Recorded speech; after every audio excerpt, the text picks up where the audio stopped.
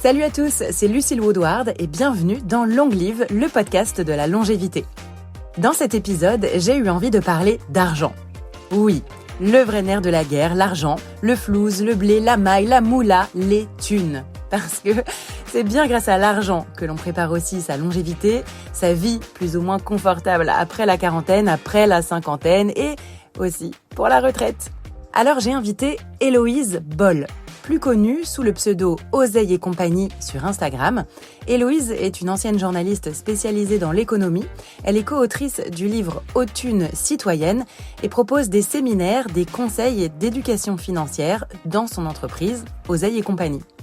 Et vous allez voir que l'on parle aussi de santé financière bien sûr, mais aussi de santé mentale, énormément.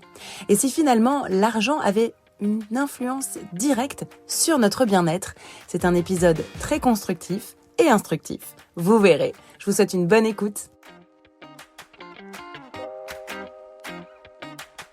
Bonjour Héloïse, comment ça va ? Bonjour Lucille, ça va très bien, merci. Alors merci beaucoup d'avoir répondu rapidement à mon invitation parce que je suis intimement convaincue que la longévité et l'argent vont de pair. C'est beaucoup plus facile d'envisager une vie longue et sereine quand on sait qu'on va avoir assez d'argent pour le financer. Et en plus, plus on est à l'aise financièrement, plus on a de temps aussi pour soi, pour prendre soin de soi, faire du sport, aller bien manger, dépenser l'argent qu'il faut aussi pour bien manger. Donc, en tout cas, ça, c'est mon sentiment à moi. Et alors, le tien, en tant qu'experte économique et gestion du patrimoine, toi qui fais de l'éducation financière, notamment pour les femmes, quel est ton sentiment dans ce lien ? C'est un sentiment qui est assez proche du tien, en fait, Lucille. L'idée, c'est de se dire que, de toute façon, quel que soit l'âge jusqu'auquel on est sur cette terre, on sera beaucoup plus à l'aise si on n'a pas de problème d'argent, si on n'est pas obligé de compter et de se demander comment on va boucler nos fins de mois. Et en fait, l'argent ne résout pas tous tes problèmes, bien sûr, mais ça t'apporte une certaine forme de sérénité, au moins sur ce registre-là. Si tu n'as pas à te demander comment tu vas boucler tes fins de mois, tu es beaucoup plus sereine, quel que soit ton âge. Et alors évidemment, ça veut dire que si tu veux vivre longtemps et correctement, il faut pouvoir assurer tes arrières. Ok, génial. Donc, on va bien pouvoir en parler. Donc, toi qui as été journaliste, donc éco, qui connaît hyper bien le sujet, est-ce que tu penses que c'est possible de bosser comme un malade jusque 45-50 ans et ensuite d'être beaucoup plus cool et d'avoir finalement les 40 prochaines années de sa vie à bosser beaucoup moins, à un peu vivre sur ses acquis financiers et avoir une vie beaucoup plus cool ? Moi, c'est vraiment ce que j'entends. Alors peut-être parce que mes amis sont plus âgés, vu que mon mari a 10 ans de plus que moi, donc on est surtout dans une sphère quarantenaire, plutôt cinquantenaire. Et beaucoup de gens disent « je taffe jusqu'à 40-50 et après je lève le pied ». Est-ce que ça c'est possible ou pas ? En France, alors, il y a cas. des exemples de gens qui font ça. Tu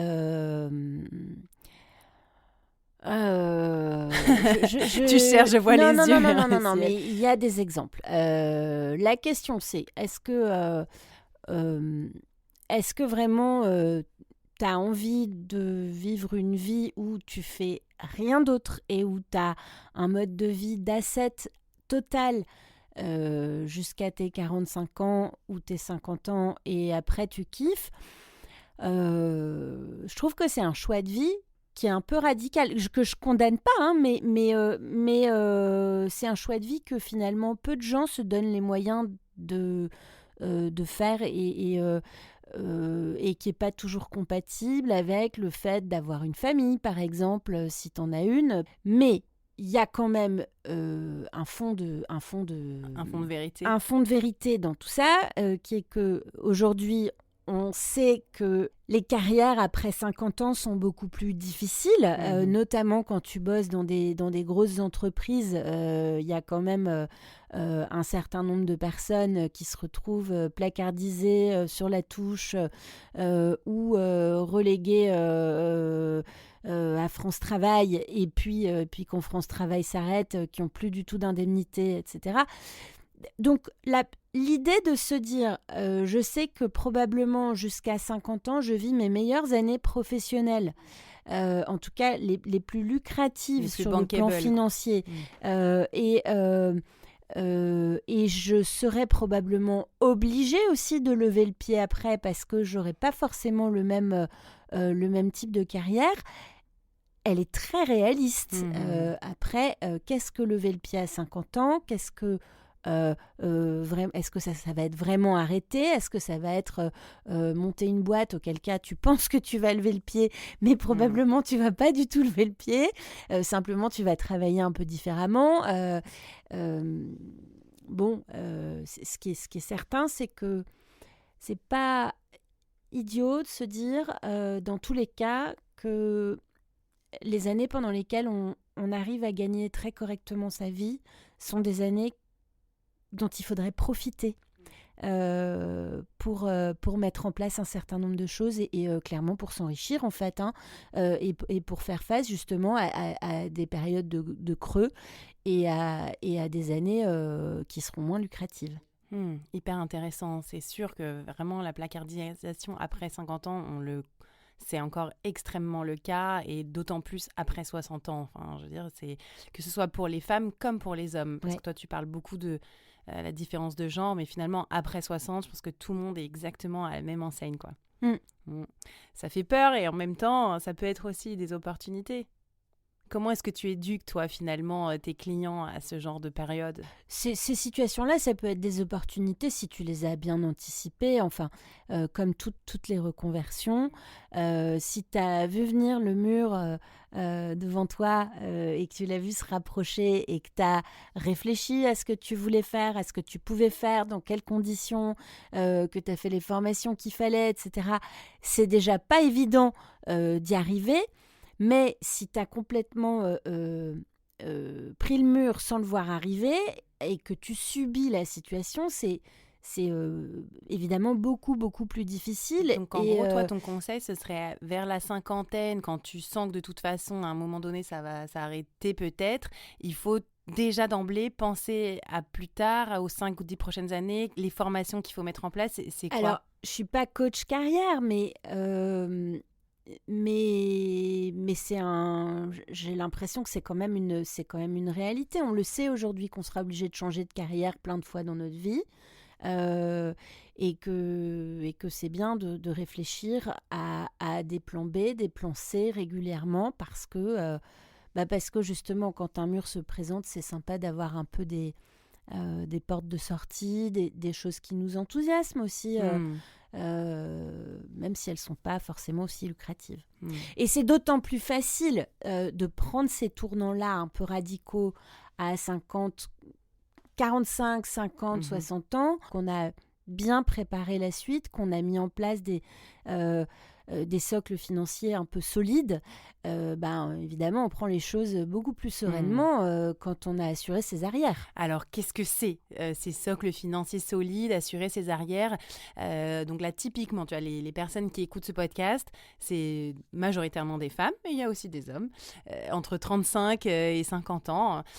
Qu'est-ce qu'on met en place ? Quel est le premier truc à faire pour assurer ses arrières, entre guillemets ? Pour moi, il y a une réponse qui est très très basique pour plein de gens, c'est d'acheter sa résidence principale en fait. C'est la première réponse. C'est pas une marche qui est facile à sauter parce qu'il faut avoir un apport, parce qu'il faut emprunter. Aujourd'hui les taux sont très élevés. Quand on vit dans des grandes villes, les prix sont encore extrêmement élevés. C'est vraiment pas une opération qu'on fait ni facilement, ni sans être un peu pris de vertige, parce qu'on signe en dessous d'un acte à plusieurs centaines de milliers d'euros. C'est qu'on en prend pour très, 25 très flippant, ans. On emprunte pour 25 ans, enfin voilà. Mais cette étape-là, plus on attend pour la franchir, plus elle est difficile à passer. Et plus on a peur là, il y a David qui de la passer. Ranger ses ongles, mais tout va bien. Donc, idéalement, c'est quoi? C'est dès qu'on a un salaire un peu fixe, c'est l'acheter sa résidence principale, son premier appart, sa première maison. Dès qu'on peut, on achète sa résidence principale ou si on n'arrive pas à acheter sa résidence principale, un investissement locatif. Donc ça vaut quand même le coup, l'investissement locatif.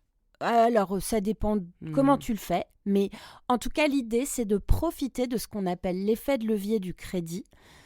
C'est-à-dire que l'effet de levier, c'est ce qui te permet, en fait, d'acheter un bien et de profiter des revenus de ce bien ou de l'utilisation de ce bien sans avoir les moyens de payer ce bien cash. C'est ça, l'effet de levier. Et quand on utilise l'effet de levier, c'est à crédit. Le crédit, en général, c'est quand on est finançable. Donc, quand on est idéalement salarié en CDI, ça sera beaucoup plus facile. Et surtout, quand on est assurable. Et donc, ça veut dire quand on est plutôt en bonne santé. Et jeune. Et donc, voilà pourquoi moi, je recommande d'emprunter pas au moment où les prix vont s'aligner sur notre idée des prix, pas au moment où les taux d'intérêt vont s'aligner sur notre idée des taux d'intérêt, mais au moment où on est finançable, assurable. Ok, as soon as. Et as soon as, évidemment, parce que ça sera, encore une fois, moins vertigineux de le faire à 35 ans qu'à 50. Ça ne veut pas dire que c'est impossible de le faire à 50, mais voilà, plus on le fait tôt, moins on a de stress et d'angoisse. Donc, premier truc... Ce socle-là, en fait, c'est l'immobilier. Il y a plein de gens qui me prennent pour qui trouvent que ce genre de propos est un propos... old school, très old school, très pépère, que l'immobilier c'est mort, que non, en fait, parce qu'avec un crédit immobilier, tu rembourses tous les mois une part de capital qui est très importante. Et très souvent, si tu as un revenu même correct, tu n'as pas les moyens d'épargner ce montant-là sur un compte courant ou sur un compte en banque, de l'investir en bourse, etc. Si ça t'oblige à mettre de côté, quoi qu'il arrive, en fait. Ça t'oblige à mettre de côté, ça t'oblige à mettre beaucoup d'argent de côté. Et donc, ça te permet de mettre de côté un argent que tu ne pourrais pas mettre de côté si tu étais locataire. Ok, donc ça, c'est le premier truc, c'est l'investissement de la résidence principale, acheter son premier appart, sa première maison et rester vraiment propriétaire, entre guillemets, quoi. Idéalement, si on peut, c'est très bien. J'ajoute que cette dépense-là, qui est souvent assez contraignante dans la durée, quand on habite dans des grandes villes, si on est dans des appartements, il y a des frais de copropriété, il y a quand même tout un tas de choses qui font que il y a des moments où on se dit « Oh là là, est-ce que j'ai bien fait ?» Cette dépense-là, elle a un gros avantage aussi sur le bien-être et la santé mentale et le fait de bien dormir et d'être un peu tranquille et un peu serein, c'est que quand on achète sa résidence principale et qu'on habite chez soi, on est maître du calendrier. On vit à Paris, là. Moi, je vis à Paris. À Paris depuis plusieurs mois, c'est très difficile de louer des appartements. Il y a plein de bailleurs qui veulent réserver leurs biens pour le louer pendant les Jeux Olympiques. Enfin, et même sans Jeux Olympiques, Paris, c'est une ville dans laquelle il est très difficile de se loger. Si tu perds ton appartement parce que ton propriétaire veut le vendre ou veut le louer le prêter à son fils, etc., tu vas subir le calendrier et tu vas devoir te reloger très rapidement. Alors, j'ajoute en plus que si tu es freelance à ton compte, ça va être très très compliqué pour essayer de convaincre des bailleurs de bien vouloir te louer. Ça n'arrive pas quand tu es propriétaire. Alors, ça ne veut pas dire que tu ne peux pas bouger. Si tu divorces, si tu vas acheter un truc plus grand, si tu déménages, tu peux bouger. Simplement, tu bouges à ton rythme. Mais si ça tombe une année où tu es au chômage ou une année où tu as, même à ton compte, tu fais une mauvaise année, tu peux très bien retarder, différer cette opération-là. Et ça te donne une forme de liberté, en tout cas de maîtrise d'un paramètre dans ton budget et dans ton quotidien, qui est celui du logement, qui est qui est vachement important. C'est vrai, je l'avais jamais pensé comme ça, mais moi je l'ai vécu ça. Le propriétaire qui te déloge, entre guillemets, parce qu'il veut récupérer son bien dans toute légalité, avec les 3 mois de préavis, etc. J'étais en fin d'études à l'époque et je cherchais mon premier job et j'ai vraiment vécu ça. Ça remonte juste maintenant, tu vois, j'y avais jamais repensé, mais là que tu m'en parles, c'est vrai que ça avait été un moment où j'avais été en grande insécurité. Forcément, j'avais dû appeler mes parents un peu à l'aide pour me reloger, trouver un plus petit studio.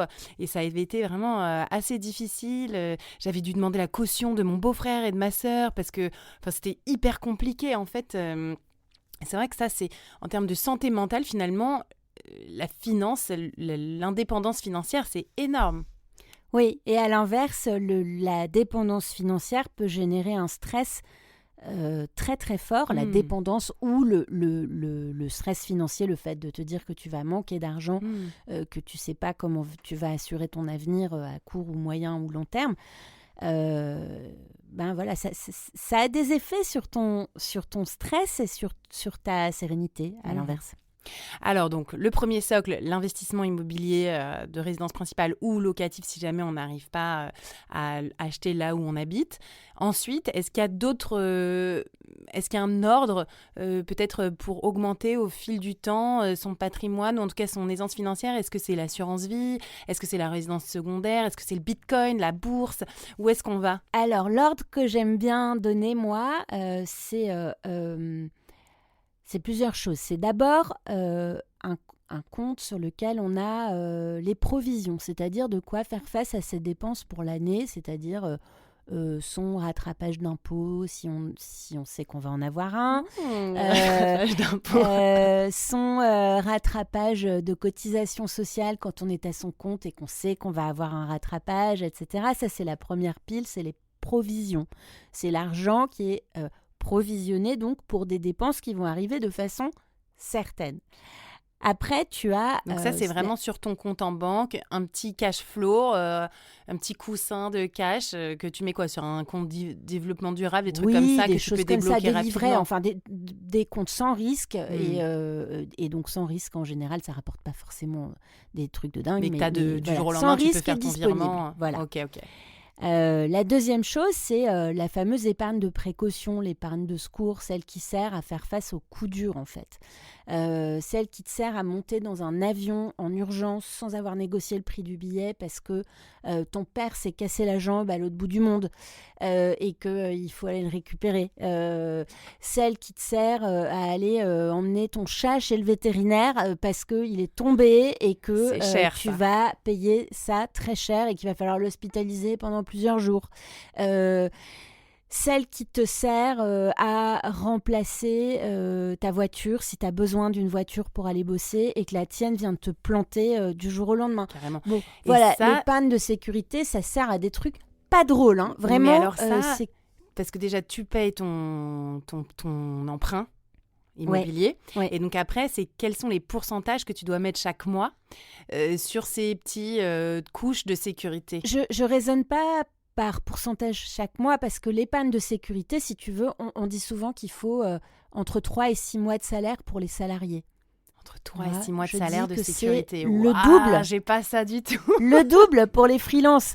Ça, le double pour les freelances, parce my que God, c'est mon freelance, quand donc t'es un an de freelance, salaire. tu as des clients qui te payent en retard. Tu as des clients qui ne te payent jamais.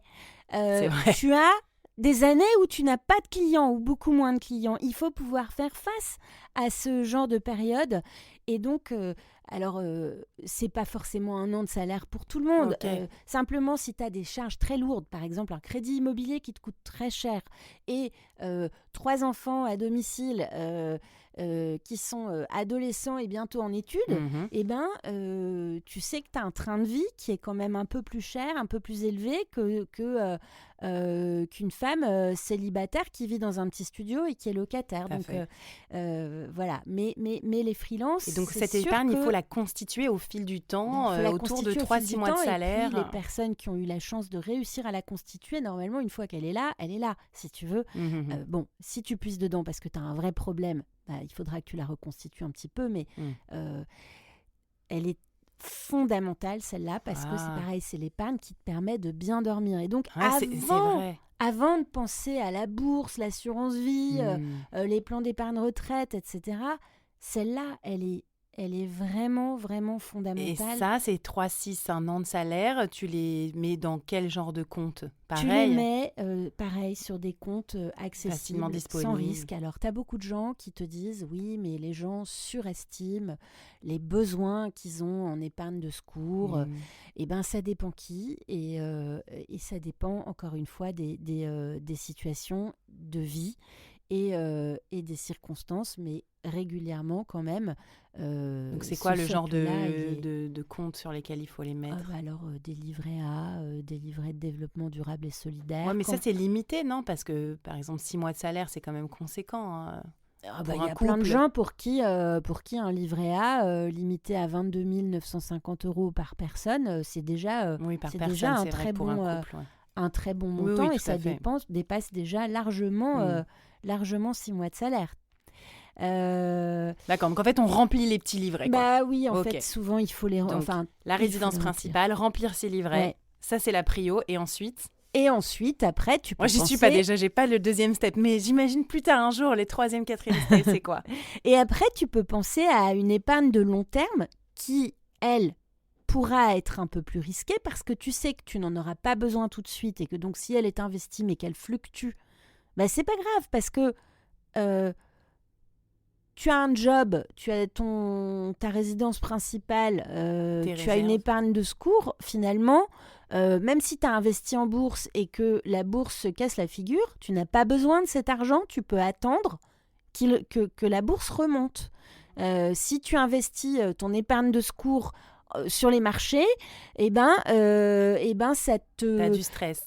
Ça peut te contraindre, si tu as un problème, à vendre à la casse ce que tu as pour faire face à une dépense imprévue.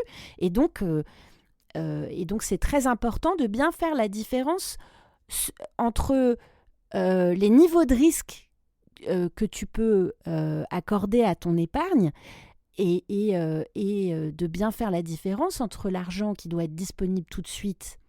Encore une fois, selon ta vie, tes contraintes, cet argent est plus ou moins élevé, et l'argent dont tu n'as pas du tout besoin tout de suite, qui peut attendre 10, 15 ans, 20 ans, parfois 5, et sur lequel, là, tu peux te faire plaisir. Donc là, il y a les contrats d'assurance vie qui te permettent d'investir sur les marchés sans avoir une très grande expertise, juste en donnant un mandat et en disant que tu as compris que ton épargne pouvait fluctuer.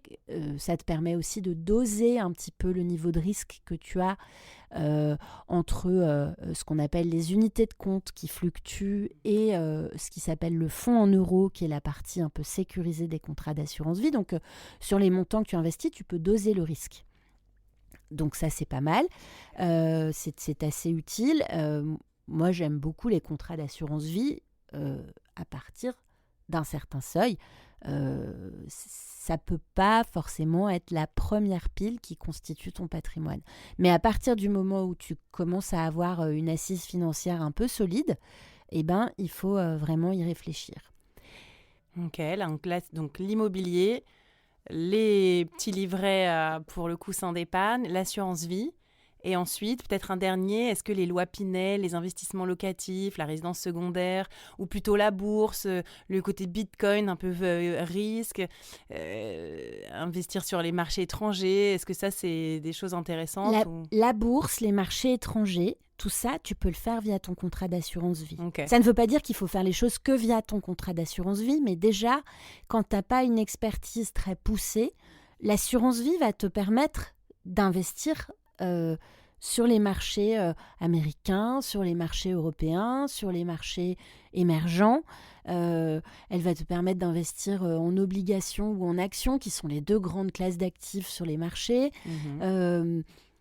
Et donc, elle va te permettre tout ça. Après, si tu as envie de te pencher un peu plus sur la question, tu peux avoir ce qui s'appelle un plan d'épargne en actions, qui te permet d'investir dans des actions ou dans des fonds investis en actions, qui sont des actions européennes pour le PEA, le plan d'épargne en actions. Et puis, pour les personnes qui ont un revenu assez élevé, donc qui sont assez fortement imposables, et qui ont par ailleurs de l'épargne disponible, donc sur leur livret, sur leur contrat d'assurance vie, et qui ont souvent le conseil déjà à des personnes qui ont déjà leur résidence principale, eh bien, ces gens-là peuvent ouvrir ce qu'on appelle des plans d'épargne retraite dans lesquels ils investissent de l'argent qui va être investi soit en fonds en euros, soit en unités de compte, comme dans les contrats d'assurance vie, mais qui va être complètement bloqué jusqu'à leur retraite et qui va pouvoir travailler jusqu'à leur retraite. Et les versements qu'ils vont faire sur ces plans d'épargne retraite vont leur accorder un avantage fiscal assez important et donc leur permettre de réduire un peu leur imposition. Mais c'est fou ce que tu me dis parce que moi, quand j'en parle un petit peu, je parle pas beaucoup d'argent avec mes amis, mais parfois, personne n'a cette notion finalement d'ordre intéressant et souvent on fait un peu tout dans le désordre, c'est-à-dire que moi j'ai des amis qui ont même pas leur résidence principale mais qui ont déjà une loi Pinel, ou j'ai des amis qui ont leur résidence principale et ensuite leur résidence secondaire et rien en termes de coussins financiers, voilà. Enfin, il y a plein d'exemples finalement où en fait on n'est pas du tout éduqué à cet ordre alors un peu ça, de c'est sécurité. Personne le fait. Qui fait ça? C'est un ordre un petit peu idéal, si tu veux, Lucille. C'est pas une règle incontournable. Simplement, dans les exemples que tu donnes, des gens qui ont acheté leur résidence principale et leur résidence secondaire et qui n'ont pas un euro devant eux pour réparer leur toit dans leur maison de campagne si le toit s'effondre. Ou si, enfin, sans parler de toit qui s'effondre, s'il y a une fuite dans le toit... ces gens-là sont en stress, en fait. Alors, on dit, ah oui, mais c'est des problèmes de riches, regarde tout ce qu'ils ont, etc. Mais riche ou pas riche, on a le droit d'avoir des stress financiers. Et donc, en fait, le fait d'avoir un peu de liquidité te permet aussi de faire face à des travaux importants dans ta copropriété ou dans ta maison. Je vais te donner un exemple. Moi, je vis dans un immeuble depuis 20 ans, dans lequel il n'y a pas d'ascenseur. Je rêve d'avoir un ascenseur. Je sais qu'un jour, il y aura un ascenseur. Mais non, c'est bien pour ton cardio et ta longévité. Tu ne devrais pas rêver d'un ascenseur. Oui, mais quand j'aurai 70 ans, ce sera encore plus important de prendre les escaliers. Je voudrais bien pouvoir faire monter mes courses par l'ascenseur. Et bref, je sais, et en tout cas, j'espère qu'un jour, on nous votera cet ascenseur. Et ben, je sais que c'est une dépense qui va être assez sérieuse. Et ben, j'ai cet argent sur un compte et je suis prête. Oui, mais il n'y a que toi qui l'as. Et dans tout le reste de Pour le moment, je suis à peu près la seule à être prête. Parce que mais je reste du conseil. Ça s'appelle comment le conseil L'Assemblée générale. L'Assemblée générale, voilà. Et je pense que personne n'a ce coussin financier et personne ne votera l'ascenseur. On n'est pas loin de la réalité. Personne n'a eu ton éducation financière. Non, mais à un moment, on va avoir des gens qui vont se casser le col du fémur et qui vont réclamer un ascenseur en urgence. N'ayons pas peur des mots. On parle de longévité. Ça marche aussi, malheureusement, avec des fractures, des trucs. Alors, sans parler d'un col du fémur, tu peux te blesser un petit peu et c'est quand même super d'avoir un ascenseur. Bref, tout ça pour te dire que quand tu as de l'immobilier, tu as des coûts associés. Et donc, si tu n'as pas un peu de liquidité pour faire face à ces coûts, surtout quand ils viennent de façon imprévue, bah, tu es en stress. Après, ça ne veut pas dire que tu n'as pas quand même fait des choses plutôt chouettes et que tu n'as pas construit. Autre exemple, le fameux Pinel. Alors, les investissements en loi Pinel, ce sont c'est peut-être important qu'on le précise, ce sont des achats dans l'immobilier neuf qui te donnent droit à une réduction d'impôt de l'ordre de 2% du prix de ton bien pendant 6 ans, 9 ans ou 12 ans. Mais si tu le mets en location, pas trop cher. Voilà, si tu mets ce bien en location avec des barèmes très précis et auprès d'une population qui correspond à des critères de revenus précis, etc. Okay. Les investissements en loi Pinel, ça te donne certes droit à une réduction d'impôt, mais ça vient grignoter un peu ta capacité d'emprunt. Et donc, on se retrouve à un moment où aujourd'hui, les banques sont un peu plus frileuses qu'à une époque pour prêter de l'argent. Et quand elles voient que tu as déjà un investissement locatif en Pinel ou en meublé ou en location nue classique, elles te disent oui, mais vous êtes déjà un peu endetté à hauteur de ça. Et donc, le montant qu'on va pouvoir vous prêter est beaucoup plus petit. Et donc, ça peut te bloquer un peu dans ton achat de résidence principale. Est-ce que c'est grave ? Oui et non. Tu peux très bien, au bout d'un moment, décider que tu attends d'avoir passé les 6, 9 ans, 12 ans de ta loi Pinel, tu revends ton appartement et tu achèteras ton appartement, ta résidence principale plus tard. C'est pas grave. Il y a un ordre pour faire les choses qui va te faciliter la vie et un ordre pour faire les choses qui sera un peu plus compliqué. Un peu plus rock'n'roll. Ce qui est très grave, en tout cas, ce qui est très embêtant, c'est pas de faire les choses dans le désordre, c'est de ne rien faire. Alors, j'avais pas prévu cette question, mais finalement, à t'entendre, entre donc, l'achat immobilier, mettre des sous de côté pour avoir son coussin et tout, en fait, on vit tous, je me mets vraiment dedans, complètement au-dessus de nos moyens. Alors ça, c'est une réalité. Souvent, je m'inclus complètement dedans. C'est-à-dire que si je devais tous les mois mettre assez de côté pour rapidement avoir 3 à 6 mois de salaire entre mon mari et moi sur un compte facile, clairement, là, en ce moment, vu notre train de vie, on ne peut pas. Donc, il faudrait complètement réduire notre train de vie. Alors, il y a des périodes dans la vie où c'est très difficile de mettre de l'argent de côté. Je te redonne l'exemple de tout à l'heure. J'ai un crédit immobilier pleine balle. J'ai 3 enfants qui vont dans des écoles privées où la cantine est encore plus chère que la scolarité. Je te donne un exemple. Oui, hein, non, c'est mais, pas, je pense que beaucoup de nos auditeurs sont un peu dans ce cas-là. Beaucoup de femmes qui ont des vies de famille. Voilà, je suis obligée de les trimballer en voiture parce que j'habite dans une ville où les transports en commun sont très mauvais et donc j'ai pris de plein fouet la hausse des carburants. Totalement. Toutes ces choses-là. C'est ma vie. Dans ces périodes-là, évidemment, on a beaucoup de mal à mettre de l'argent de côté. C'est aussi une des raisons pour lesquelles l'immobilier est la chose qui va te sauver pendant cette période-là. J'ajoute en plus que là, j'ai mis 3 enfants dans des écoles privées avec des cantines qui sont très chères. J'ai pas parlé des enfants étudiants et j'ai pas parlé des enfants de moins de 3 ans qu'il faut faire garder avec des frais de garde qui sont astronomiques. Ce sont des périodes dans la vie où on a du mal à épargner, sauf à avoir des très très très bons revenus. Et donc là, dans ces moments-là, quand on a un achat immobilier qui court, eh bien finalement, on épargne quand même. Et donc si on arrive à peine à mettre 50 € de côté sur un compte et en se félicitant déjà d'y arriver, c'est pas grave.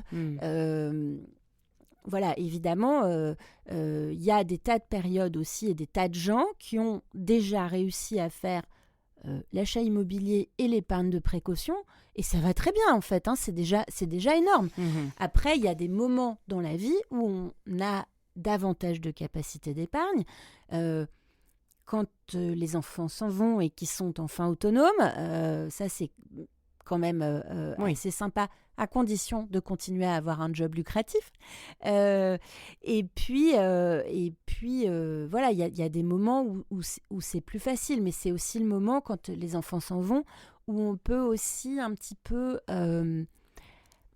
faire ce qu'on appelle ces opérations de downsizing, c'est-à-dire que tu vivais dans une grande maison parce que tu avais 3 enfants et qu'il fallait bien les loger, les faire courir dans un jardin et que tout ce monde-là et près des écoles qui étaient super bien et tout ça, après c'est plus trop ta priorité. Voilà, tout ce monde-là prenait de la place et beaucoup d'espace et beaucoup d'énergie et que tu peux tout d'un coup te dire en fait cette grande maison ne me sert plus à rien, même si j'ai plein de souvenirs dedans, je la vends, je vais m'installer dans un petit appart en centre-ville, je vais me débarrasser d'une voiture au passage et je vais kiffer ma life et là, tu vas pouvoir, à défaut de mettre de l'argent de côté directement, tu vas pouvoir épargner la différence de prix entre ton petit appart et ta grosse maison qui coûte un œil. Enfin, il y a quand même des façons de faire et des périodes dans la vie qui te permettent d'épargner ou de dégager de l'argent un peu plus facilement. Et là encore, tu as vu que mon levier, c'est la résidence principale que tu revends, qui est trop grande, et que tu revends pour en acheter une plus petite, et qui te permet de dégager des sous. Voilà, j'ai beau le prendre par n'importe quel bout, l'immobilier, moi, je ne peux pas m'empêcher de trouver que, sauf dans quelques situations, des gens qui sont obligés de revendre dans l'urgence ou des choses comme ça, c'est souvent vraiment très, très, très, très efficace. Alors, je reprends le fil de mes questions.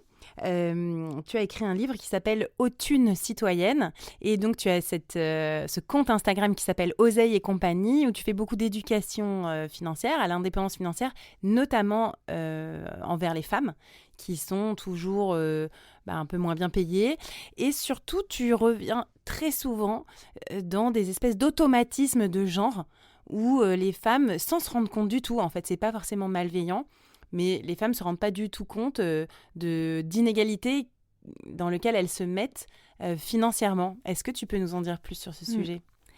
Oui, dans les inégalités, il y a évidemment les inégalités de salaire. Et donc ça, c'est ma co-autrice, Insa Felassini, qui en parle beaucoup et qui t'explique comment négocier tes salaires et défendre tes tarifs quand tu es à ton compte. Mais il y a aussi, en plus de ces inégalités de salaire, on a en France des inégalités de patrimoine entre les femmes et les hommes qui se creusent. Mais même au sein d'un couple ?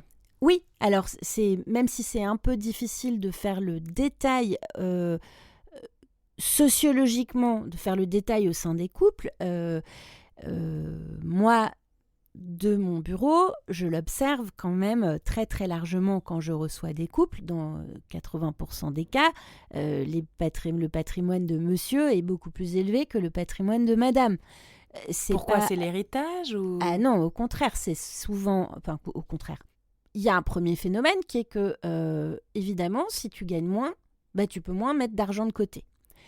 Il y a un deuxième phénomène qui est que si tu es en couple avec une personne et que donc tu gagnes par exemple 2 fois moins que la personne avec laquelle tu es en couple et que vous partagez les dépenses 50-50, et ça, cette organisation-là, on l'observe dans beaucoup, beaucoup de couples, eh bien si vous faites ça, la personne qui a de gros revenus va pouvoir épargner beaucoup d'argent, la personne qui a des petits revenus a très peu de capacité d'épargne, voire pas de capacité d'épargne, voire elle est obligée de se mettre à découvert tous les mois pour suivre le train de vie du couple. Oui, mais ça, je veux dire, il faut juste avoir un compte commun. Pourquoi est-ce qu'on fait ça, ces histoires de différences de... Alors, il y a plein de couples je sais pas, c'est pour une question. qui il ne faut pas juste avoir un compte commun. Il y a des gens qui fonctionnent avec un compte commun et sans aucun problème et sans aucune difficulté, sans aucun état d'âme là-dessus, en disant on met tout en commun sur un compte et évidemment je gagne plus que toi mais on va se débrouiller et tout va bien. Il y a aussi beaucoup de situations de couple dans lesquelles il y en a un des deux qui dit hors de question de faire compte commun, on fait 50-50. Parfois c'est celle qui gagne le moins aussi qui dit, parce qu'elle tient à son autonomie, à afficher son indépendance et qui dit non, on va partager les dépenses 50-50, c'est bon, je travaille, je suis autonome, je suis indépendante, sans comprendre que ce 50-50, si elle n'a pas les mêmes revenus, si elle a des revenus plus faibles, peut la pénaliser beaucoup. Et tu as vraiment les situations dans lesquelles je le vois et je l'observe malheureusement assez fréquemment, dans lesquelles tu as des hommes qui gagnent très très confortablement leur vie et qui imposent un 50-50 à leur compagne ou à leur femme qui gagnent beaucoup moins d'argent parce que c'est comme ça. Et donc, je suis obligée de leur dire, en fait, c'est pas une lubie de féministe, c'est le code civil qui dit ça. Chacun participe à proportion de ses facultés respectives. Les époux participent à proportion de leurs facultés respectives. Et donc, c'est comme ça, en fait. Donc, en gros, si on n'a pas un compte important d'avoir commun...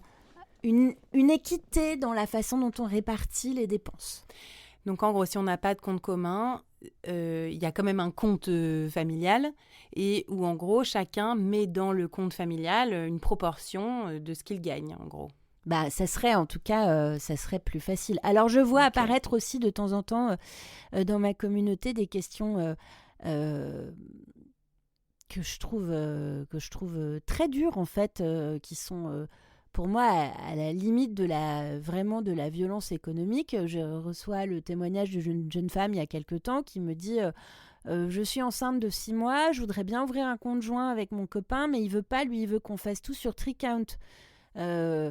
Bon, bah, on se retrouve avec... Comme quand si t'étais en vacances pendant 2 semaines avec des potes. C'est ça, voilà. Mhm. Et donc, en fait, cette dame va se retrouver à probablement absorber une grosse partie des frais pour leur bébé, etc. Et elle va devoir enregistrer toutes les dépenses. C'est limite s'il va pas lui demander des factures pour lui rembourser. Enfin, c'est un peu... C'est un peu violent, c'est la traiter comme presque comme une prestataire de service finalement. À un moment, si tu t'engages suffisamment pour faire un enfant, tu peux quand même considérer qu'un conjoint, c'est pas déconnant. Et que un conjoint dans lequel tu fais chacun un virement au début du mois et plus d'histoire ensuite, c'est quand même plus simple que une situation dans laquelle très souvent, on sait qui est cette personne. Une personne donc va aller faire les courses, payer la nounou, aller chercher l'enfant, etc., etc., et va être obligée de faire la manche constamment pour pouvoir assumer les frais. Ça va pas. Alors, comment est-ce que dans un couple, on arrive à parler simplement de ça, de cet argent? Est-ce que c'est des points qu'on doit faire régulièrement? Est-ce que... Alors moi, je découvre, parce que finalement, je ne suis pas du tout dans cette situation, mais est-ce qu'il y a vraiment des vrais soucis de transparence financière dans les couples? Bien sûr qu'il y a des soucis de transparence financière. Ça aussi, ça fait partie des violences économiques. Le fait de cacher des revenus ou des dépenses à l'autre. Alors, il y a des violences économiques, mais il y a ce qui s'appelle les infidélités financières. Alors, les infidélités financières, tu as des... Superbe sujet de couple, David, à noter. Note-le sur une petite note.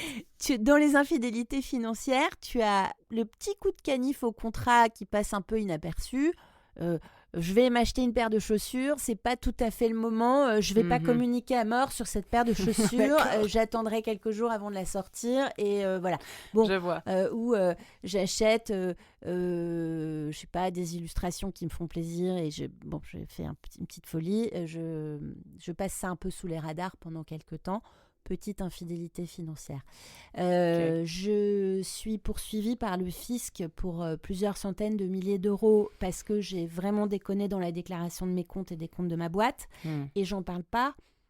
Là, on est dans de l'infidélité financière qui est un peu sauvage et qui est, j'ai envie de dire, très difficile à pardonner et qui est, puisqu'on parle de bien-être, de nature à générer un mal-être très très fort chez l'autre le jour où ça va être découvert. Sur plusieurs années. Et donc, et d'autant plus fort que pour le moment, il y a encore une solidarité fiscale entre les époux et que la personne avec laquelle tu es marié ou la personne avec laquelle tu es pacsé est solidaire de ces dettes-là, y compris si elle n'en est pas responsable et si elle n'est pas au courant. Donc là, on est dans quelque chose qui est de l'ordre de l'infidélité financière lourde et de la violence économique en fait, parce que c'est de la dissimulation, il y a un préjudice pour la personne avec laquelle tu vis et évidemment un couple se remet pas comme ça de ce genre de situation et en général ça finit pas bien. Donc c'est quand même plus simple de te dire que on essaye d'être un peu transparent, quitte à avoir, et je pense que c'est fondamental, des discussions désagréables, parce que les discussions d'argent ne sont pas des discussions faciles, et des discussions qui tournent parfois un peu à la dispute, dans lesquelles chacun peut exprimer librement soit ses angoisses, soit ses envies, discussions dans lesquelles on peut essayer de trouver un terrain d'entente. Mais si on n'a pas ces discussions, d'abord, ça finit par nous péter à la figure quelques années plus tard. Et ensuite, il faut quand même se dire, et là je reviens aux violences économiques qui sont pas bonnes pour le bien-être de l'un et de l'autre, quelqu'un qui n'a pas envie d'ouvrir la discussion et quelqu'un qui n'a pas intérêt à ouvrir la discussion. Là-dessus, je suis assez ferme. En général, c'est important de pouvoir discuter de ça. Et si on vit avec quelqu'un qui ne veut pas en parler, sous le prétexte que dans sa famille, c'est tabou, alors là, mais prétexte plus bidon, tu meurs. Oui, c'est pas parce que c'était tabou dans ta famille que ça doit rester tabou aujourd'hui. Sous prétexte qu'il a galéré quand il était jeune, sous prétexte que... Les prétextes pour ne pas ouvrir la discussion sont nombreux. Mais si elle ne s'ouvre pas, c'est qu'il y a quand même quelque chose sur lequel il faut être extrêmement vigilante et attentive. Et il y a un truc qui va te claquer à la figure dans quelques années, c'est sûr. On sent que ça te tient ultra à cœur, ce sujet. Et c'est vrai que d'en parler, tu te rends compte, en fait, dès que tu grattes, ça peut être finalement un peu le sous-bois de quelque chose d'énorme, en fait. Quel est le conseil qu'on peut donner aux femmes qui nous écoutent ? C'est la majorité. C'est quoi ? Comment est-ce qu'on rentre dans une conversation à peu près sereine, en couple, autour de l'argent ? Et comment est-ce qu'on gère sereinement son argent en couple ? Alors, rentrer dans une conversation à peu près sereine, j'ai pas le mode d'emploi dans les couples dans lesquels c'est un sujet conflictuel. Je pense que si c'est vraiment conflictuel, il faut faire appel à un spécialiste, un thérapeute de couple, quelqu'un notaire peut-être ou... Certains notaires sont formés à la médiation, mais je pense que ça se discute avec un thérapeute quand tu as quelqu'un en face de toi qui ne veut pas entendre ce que tu lui dis. Okay. C'est bien d'avoir une tierce personne. Ça, c'est pas du tout mon métier. Mais tu vois, de la thérapie de couple à la thérapie financière de couple, finalement, il n'y a petit pas. Mais les thérapeutes de couple te disent que l'argent occupe une très, très grande partie des sujets. Okay. Parce que, justement, on n'en a pas parlé pendant très longtemps, etc. C'est devenu un peu latent en permanence. Et que ça révèle aussi beaucoup de choses. Je vais te donner un autre exemple. 2 personnes, une femme... un peu timoré sur le plan financier et qui n'aime pas prendre de risques, et un homme qui prend beaucoup de risques, qui est un peu en mode je danse sur des volcans en permanence, qui est toujours limite de sa capacité d'endettement, qui est toujours en train de revendre un appart pour en acheter un autre. Ouais, je vois ce genre et où les délais sont toujours très très serrés, où il n'y a pas de... la mécanique ne souffre pas le moindre grain de sable. Il m'est arrivé d'entendre une femme dire à son mari, mais c'est très très stressant. Et la réponse du mari, c'est oui, mais tu pourrais habiter sous les ponts. Ça n'a rien à voir, en fait, ça n'est pas possible. C'est quand même bien d'entendre le stress de la personne en face. Évidemment qu'il y a quand même une nuance et une palette de possibles entre vivre un peu à la limite du surendettement, même dans un train de vie très confortable, et habiter sous les ponts. Il y a quand même beaucoup de marge. Sauf que c'est une façon de couper court à la discussion qui est assez violente, en fait. Et qui fait que il n'y a pas de discussion possible, et qu'il n'entend pas du tout les angoisses de sa femme. C'est quand même et donc toi, embêtant. Ton conseil pour ça, c'est en gros d'éduquer les femmes à avoir leur indépendance financière, même en couple, ou est-ce que c'est quand même possible finalement d'être en couple et d'avoir une finance, un côté financier serein Alors, plus on aborde le sujet tôt dans son couple, plus on aborde le sujet tôt dans son couple, plus il est facile à aborder, en fait. Et alors, l'aborder tôt, ça veut dire faire des trucs pas marrants, hein. Ça veut dire faire un budget, ça veut dire vérifier ses coûts fixes, ça veut dire se coller de temps en temps sur une table avec des additions, y revenir le lendemain parce qu'on a oublié des trucs, enfin, le truc pas marrant par essence, hein, franchement. On fait d'autres trucs pas marrants dans une vie de couple, hein. On va acheter des couches pour le petit dernier, on fait des trucs pas toujours fun, hein. Il y a pas malheureusement que des périodes super marrantes dans une vie de couple et on est obligé de remplir un panier de commissions, enfin bon, tous ces trucs pénibles. Et donc il faut en parler le plus tôt possible. Plus on le fait tôt, plus ça sera facile. Et surtout, il faut remettre le sujet sur la table régulièrement parce que nos vies ne sont pas linéaires, nos carrières ne sont pas linéaires.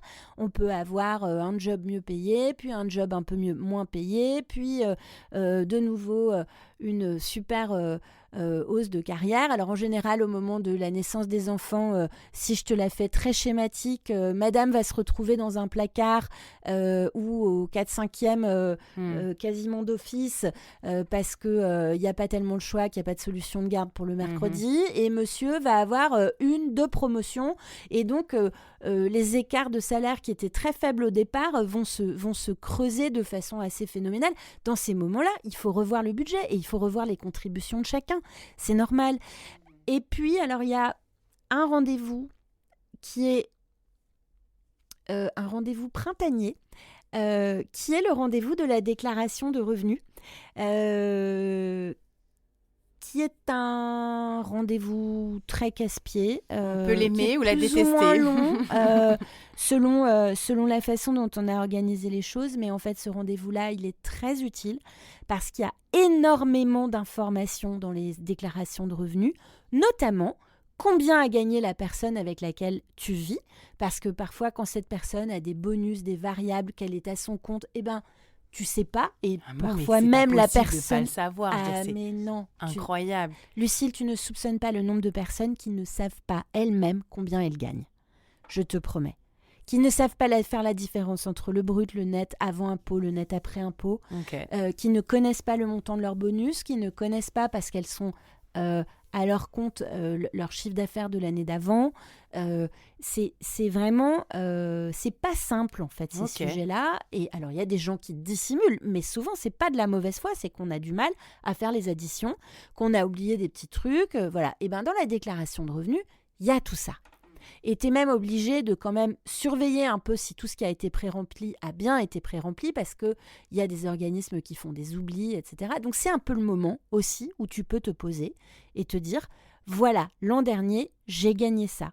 Et puis tu peux te dire à ce moment-là, ah oui, en fait, c'est peut-être pour ça que c'était difficile l'année dernière ou parce qu'en fait, on a gagné 20% de moins que l'année d'avant pour ceux qui sont à leur compte.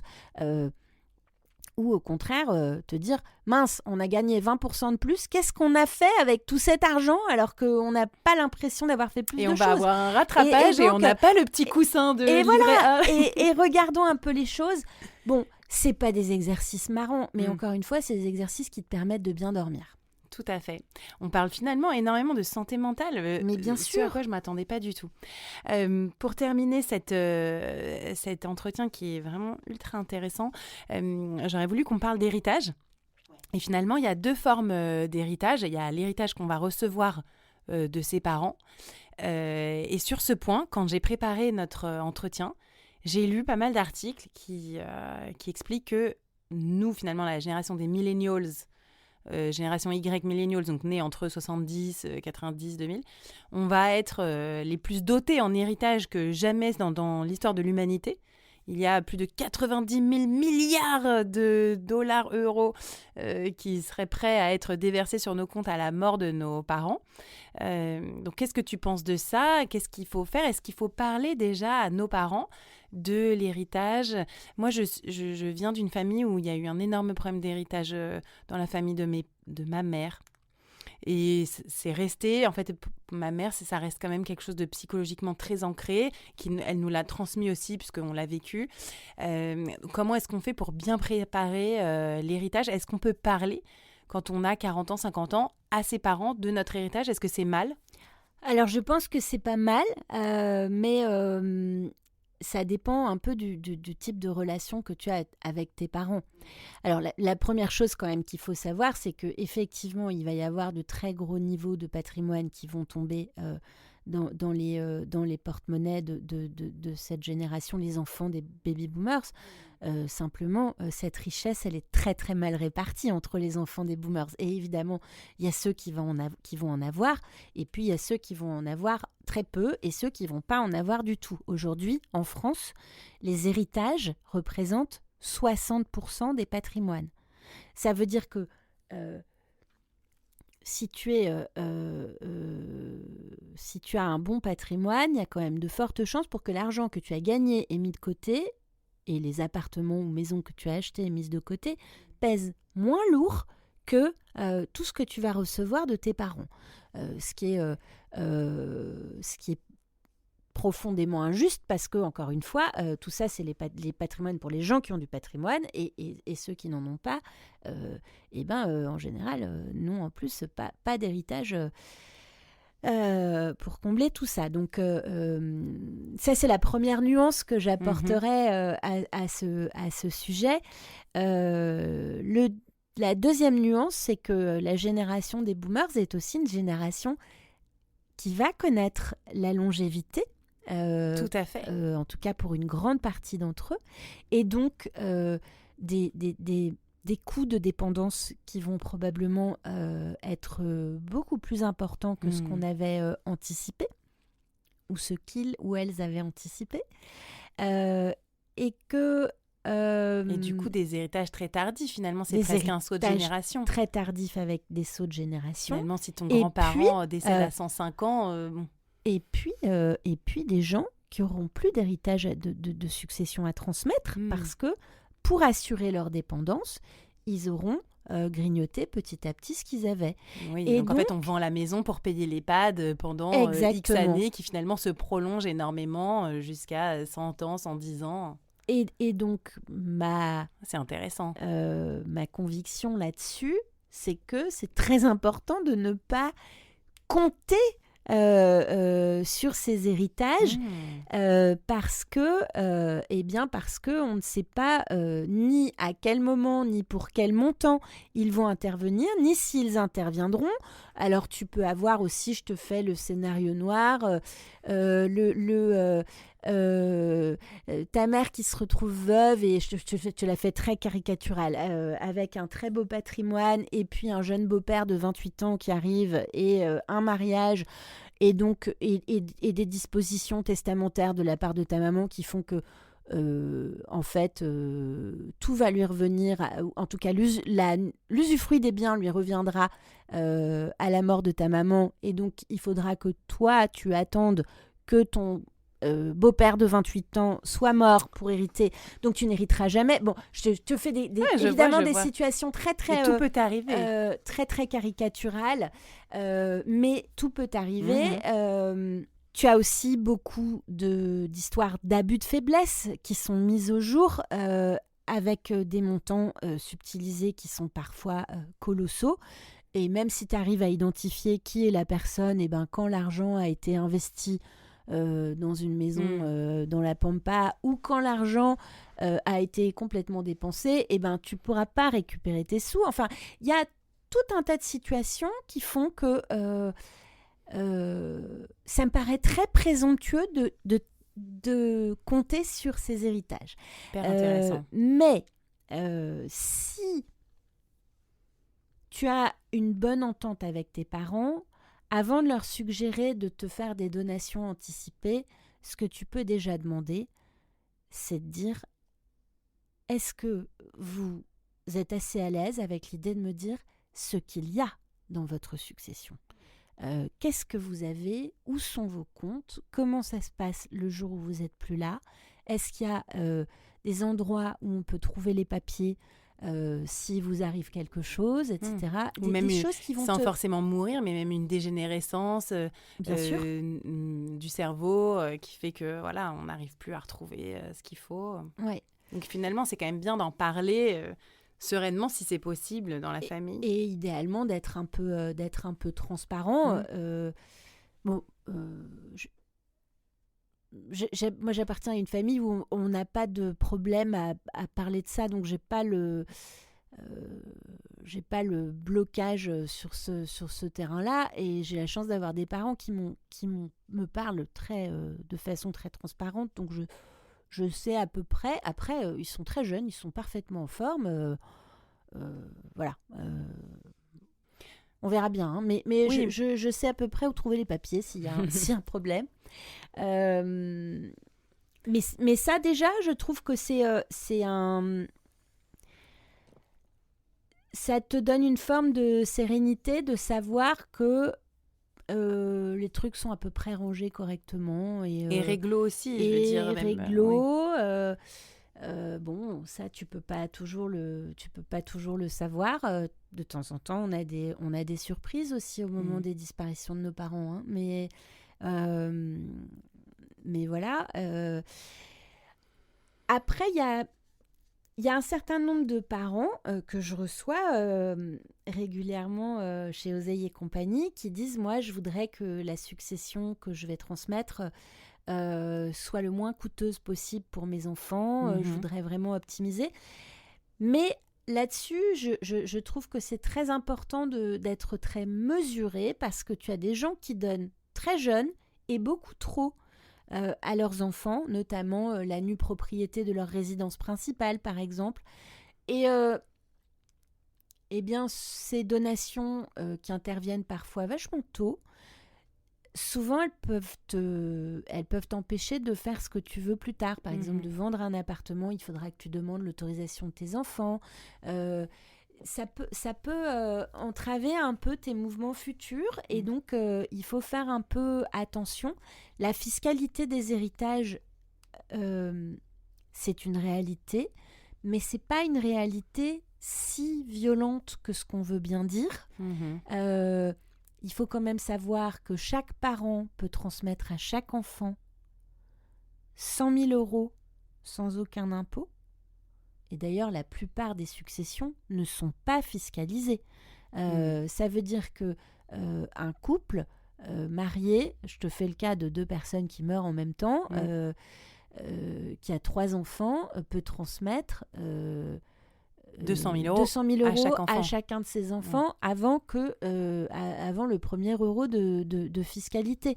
Il y a les contrats d'assurance vie qui permettent de transmettre aussi beaucoup d'argent sans aucun impôt. Un contrat d'assurance vie, tu peux transmettre jusqu'à 152 500 € par bénéficiaire si tu as rempli cet argent-là, si tu as déposé cet argent-là sur ton contrat avant tes 70 ans. Oui, bon, ça veut dire, je reprends ma famille avec 2 parents qui meurent tous les 2 en même temps. Imagine, ils ont une maison qui vaut, je ne vais pas m'encombrer des abattements fiscaux, parce qu'en plus il y a des abattements, ils ont une maison qui vaut 600 000 €. Chacun des enfants reçoit l'équivalent de 200 000 € sans aucun impôt. Et ils ont des contrats d'assurance vie avec, mettons, 300 000 € chacun. Ils sont riches, hein, déjà. Eh bien, chacun des enfants reçoit 100 000 € de son père, 100 000 € de sa mère en contrat d'assurance vie, sans impôt.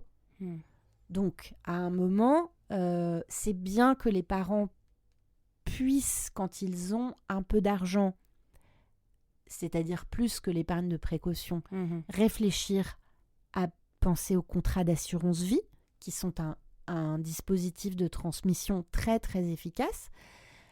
Mais est-ce que vraiment il faut redouter l'impôt que vont payer les enfants ? Eh bien, il faut faire les calculs, parce que très souvent, moi je reçois des femmes qui sont complètement affolées de ce que va coûter leur succession. On pose les chiffres et puis finalement on dit, ah bah non, les droits de succession, c'est 10 000 € par enfant. Et bon, bah, elles repartent en disant, ah, bon, bah, ça va alors. Ouais. et c'est...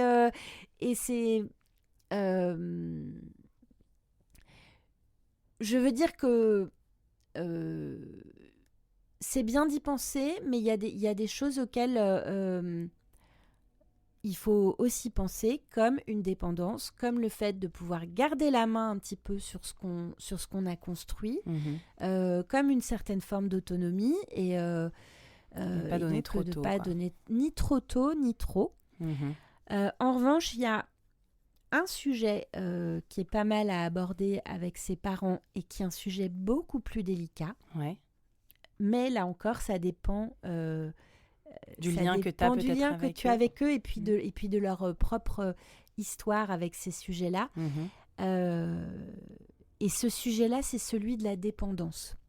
Il y a aujourd'hui une disposition qu'on peut prendre chez un notaire qui s'appelle un mandat de protection future, qui permet, quand on va bien, d'aller chez le notaire avec ses enfants et de dire « le jour où mes capacités cognitives sont altérées, où je ne suis plus en mesure de gérer mes propres biens, de prendre des décisions éclairées, je voudrais que ce soit un tel et un tel. » Donc, ça peut être même une personne qui n'est pas ton enfant, mais c'est plus facile si ce sont tes enfants et s'il y a au moins 2 enfants dans la boucle pour que l'un puisse surveiller l'autre et qu'il y ait une confiance. Il y a pas mal d'aménagements qu'on peut faire. Je veux que ce soit ces personnes-là qui gèrent mon patrimoine et qui décident de ce qu'il faut vendre en premier s'il y a besoin de vendre. On peut même le préciser, on peut dire je voudrais en priorité que ce soit cet appartement au bord de la mer qui soit vendu plutôt que ma résidence principale. Et toutes ces choses-là, ça s'organise. Et ça s'organise à partir de quel âge, ça, du coup ? Ça s'organise quand on va bien et quand on arrive à y penser sereinement. Okay. Parce que pour signer un mandat de protection future, il faut être en pleine possession de ses moyens. Et le mandat de protection future, donc il se signe quand on va bien et il s'exerce à partir du moment où on ne va plus bien, c'est-à-dire à partir du moment où un médecin désigné par le tribunal va attester que tes parents, ton père ou ta mère a perdu ses capacités cognitives ou si après un AVC il est coincé, enfin il y a plein de situations et à ce moment-là ça se déclenche, mais ça se déclenche pas avant. Tant que tu vas bien et mandat de protection future, je connaissais pas. Et ça c'est quand même bon, on parle aussi de trucs pas très rigolos avec les sujets financiers, mais c'est... Encore une fois, c'est de la décharge mentale, finalement. Oui. Quand on sait que à peu près ce qui va se passer si ça se passe pas bien, c'est comme pour un contrat de mariage. Finalement, ça rassure et on continue à progresser dans la vie avec un peu moins d'incertitude. Et ça fait du bien. Et pour conclure notre conversation, je vais te demander, toi, du coup, Héloïse, qu'est-ce que tu fais ? Est-ce que tu as mis en place exactement dans cet ordre-là toutes les protections financières et investissements ? Est-ce que tu fais un truc en plus que nous, on ne fait pas ? Est-ce que tu tiens super bien tes comptes, des colonnes, une organisation financière hyper au carré ? Alors... Est-ce que tu prends tes tickets de carte bleue après chaque achat ? Non, surtout pas. Bon, ça me rassure. Pas. Non. Non, j'ai une organisation justement qui me permet de ne pas avoir à compter euro par euro. Depuis très longtemps, j'ai un compte dédié pour mes dépenses variables. Je sais que j'ai fait un budget, je connais mes charges fixes et donc je sais qu'avec le salaire que je me verse moins mes charges fixes, l'argent que je peux dépenser tous les mois, c'est cette somme-là. Cette somme-là va sur un compte à part. Et je surveille le niveau de ce compte. Donc, ça veut dire que je ne suis pas obligée d'écrire jeudi 1,20 € de baguette, mardi 2,80 € pour acheter un journal, etc. etc. Donc, ça me simplifie beaucoup la vie. Régulièrement, je refais un point sur mes charges fixes pour voir si la masse qui me reste pour mes dépenses variables est encore réaliste ou pas, mais ça me permet justement d'alléger beaucoup ma charge mentale financière, ce compte dédié aux dépenses variables, qui est le seul dont je surveille le niveau. Le reste est provisionné ailleurs, tout va bien. Okay. Après, sur la façon dont j'ai construit les choses, alors très sincèrement, j'ai eu beaucoup de chance dans les premières années de ma carrière parce que les 2 premières années, je pense que j'ai jamais gagné autant d'argent. J'ai cumulé 2 jobs pendant un moment, dont un job de nuit, donc je foutais pas le nez dehors. Donc j'ai mis, je sais plus, la fameuse épargne de précaution, je l'ai mise de côté en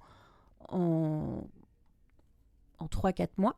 très très rapidement. Et après, j'ai eu un job plutôt bien payé dans une boîte où il y avait une participation et de l'intéressement. Et donc, j'ai eu très vite non seulement une épargne de précaution, mais un apport pour m'acheter un appart. Et donc, je me suis acheté un appart. Et comme il se trouve qu'à ce moment-là, je suis rentrée dans un journal économique où j'ai appris comment gérer un crédit, négocier, etc. Et où j'étais entourée de gens qui m'ont formée à ça. J'ai négocié mon crédit comme une bosse. Et franchement, j'étais super contente.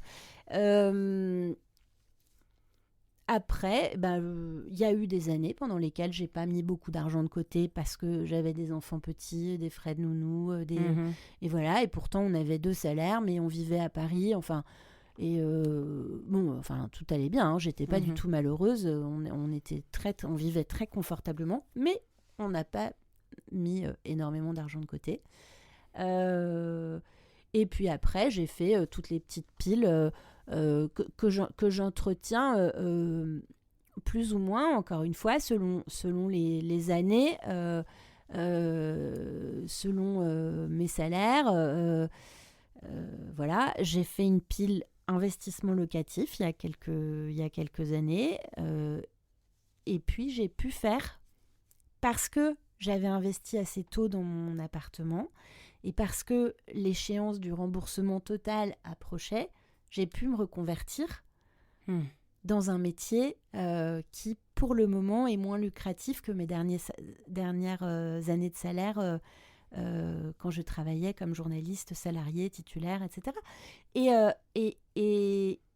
j'ai pu le faire parce que je savais que j'avais une charge en moins qui allait être importante. Et j'ai pu le faire sereinement.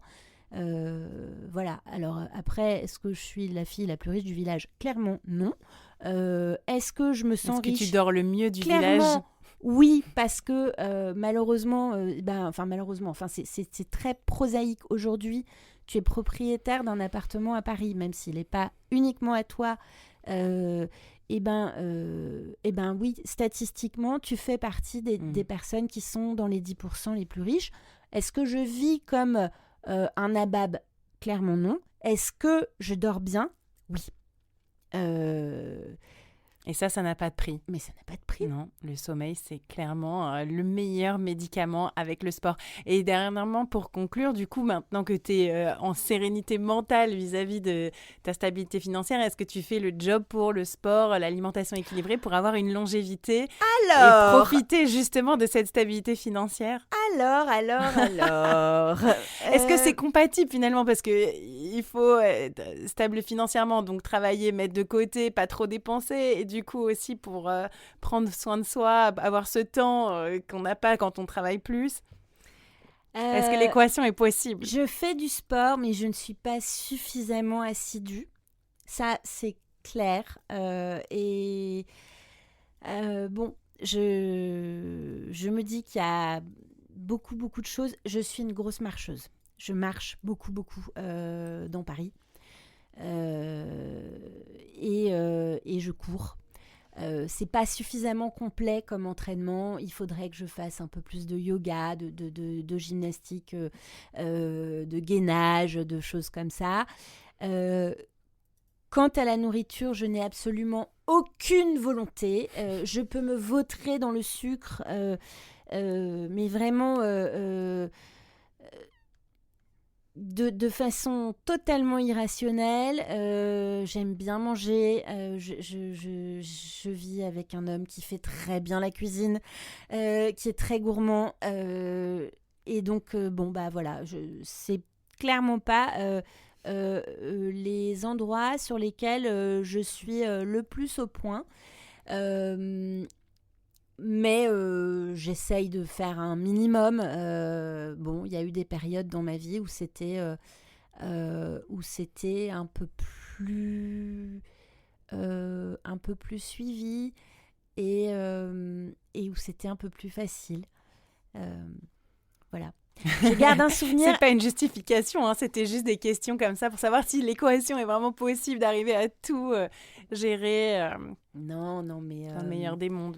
Je me suis imposé une forme de discipline financière il y a longtemps. J'aime bien ce mot de discipline financière et on la retrouve énormément dans le sport et dans l'alimentation au final. Mais oui. Mais est-ce qu'on peut être discipliné partout? Mais c'est absolument ça, pas. Mais absolument pas. Et je me la suis imposée cette discipline parce que je peux déraper sur plein de choses, je le sais. Et donc voilà, il y a un moment où tu te dis acheter un appart, typiquement, c'est un truc où tu es obligé de rembourser ton crédit, ça te guide. Et puis, à un moment, quand même, tu peux avoir un certain sens des responsabilités. Tu te dis, là, j'ai une famille, il ne s'agit pas que je me fasse refuser ma carte bleue au moment où je remplis le plein de courses du week-end. Enfin, et donc tu es obligé de te discipliner pour savoir à peu près où tu en es et pour pouvoir faire face à tes engagements familiaux, par exemple. En tout cas, c'est ce que j'ai fait.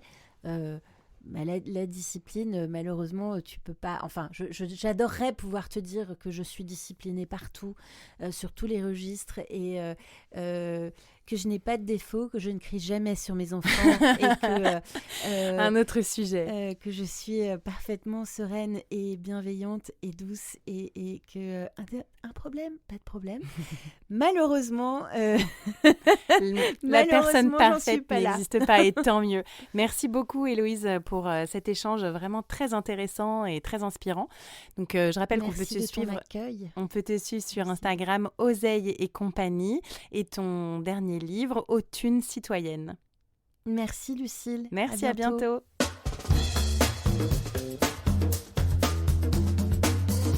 Merci à tous d'avoir écouté cet épisode jusqu'au bout. Si vous aimez Long Live, partagez cet épisode à vos amis, votre entourage, vos collègues ou bien sur les réseaux sociaux.